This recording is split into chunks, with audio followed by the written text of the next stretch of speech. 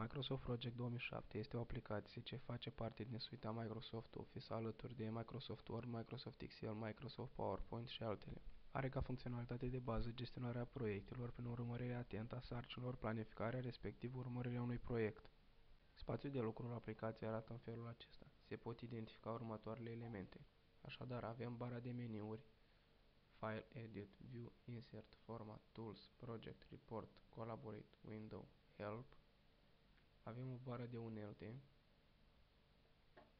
o bară de formatare,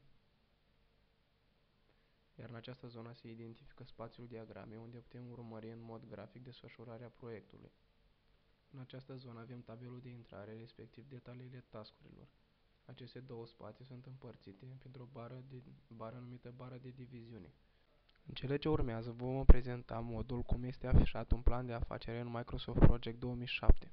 Se identifică două porțiuni diferite împărțite în mod egal. Prima este reprezentată de tabelul de intrare sau zona de detaliere a tascurilor. Cea de-a doua este reprezentarea grafică a proiectului printr-o diagramă. În cele ce urmează vă vom prezenta modul cum este afișat un plan de afacere în Microsoft Project 2007. Astea se identifică două porțiuni diferite principale. În partea stângă, tabelul de intrare sau zona de detaliere a tascurilor, iar în partea dreaptă, reprezentarea grafică a proiectului printr-o diagramă. Tabelul de intrare este cea mai utilizată zonă a aplicației. Aici se introduc datele și cifrele proiectului, urmând ca Microsoft Project să le transpună în mod automat în modul grafic. Această operațiune poate fi efectuată și invers, însă este de preferat să se introducă datele în tabel și să lăsăm aplicația să le reprezinte singure. După cum se observă în tabel, acest plan de afacere este împărțit în 4 faze principale. Astfel, avem faza 1, faza 2, faza 3 și faza 4. În partea dreaptă, în zona grafică, avem reprezentarea grafică a celor 4 faze. Aceste 4 faze sunt împărțite la rândul lor în subcategorii. Faza 1 cu 4 subcategorii, faza 2 cu 3 subcategorii, iar faza 3 cu o subcategorie și faza 4 cu 3 subcategorii. Detalierea acestor subcategorii va fi afișată și ea în partea dreaptă, în zona grafică.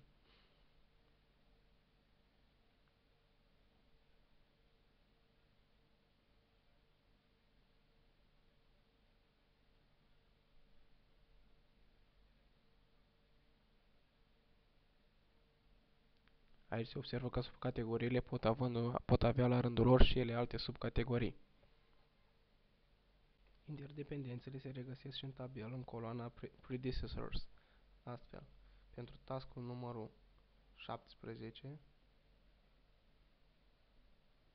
predecesorul său este taskul numărul 12. Pentru taskul numărul 23, predecesorul său este taskul cu numărul 22.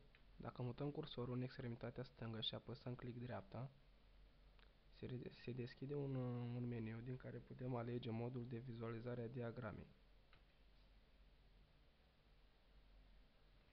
În felul acesta, diagrama poate fi reprezentată în mai multe feluri, sub forma unui calendar. Pentru fiecare zi, avem afișată fiecare task. Poate fi reprezentat sub forma lunilor, sub forma unei săptămâni sau sub o formă dorită de noi. De exemplu, de aici putem alege numărul de săptămâni. Ne ducem din nou cu cursorul către extremitatea stângă și apăsăm click dreapta. Vom alege altă modalitate de vizualizare, sub formă de diagrame de rețea.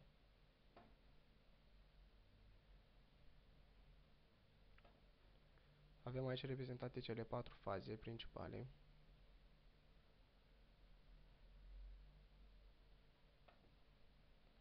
Faza 1 fiind încheiată, este marcată, este tăiată.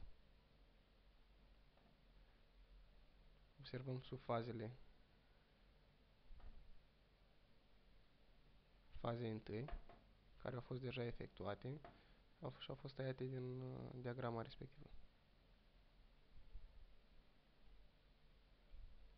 Însă faza 1 nu este în totalitate efectuată și în felul acesta vedem că există task-uri nerealizate. În felul acesta putem detalia și următoarele faze. Faza 2, faza 3 Faza 4.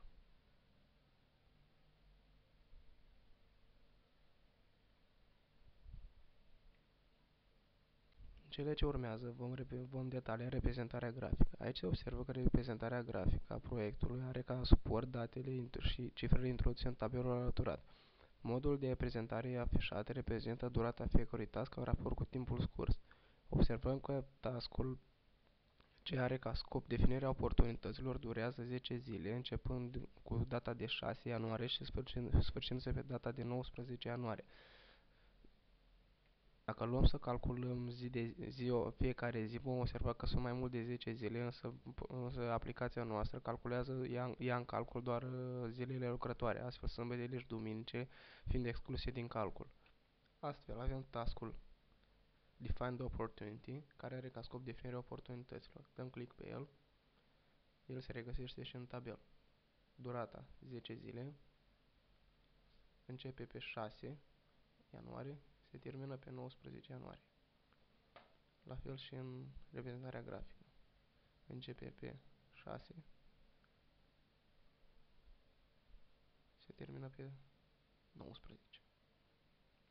Ce se întâmplă dacă la unele din task-uri modificăm data sau durata de lucru a acelui task? Să luăm ca exemplu task numărul 13, care are ca durată o singură zi.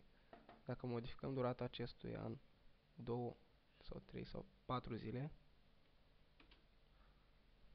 vom observa că întregul tabel se schimbă. Din asta reiese faptul că cealaltă task-uri se află în interdependență cu task-ul numărul 13. La fel și diagrama noastră se modifică. Observăm prin aceste săgetuțe că task-urile se află în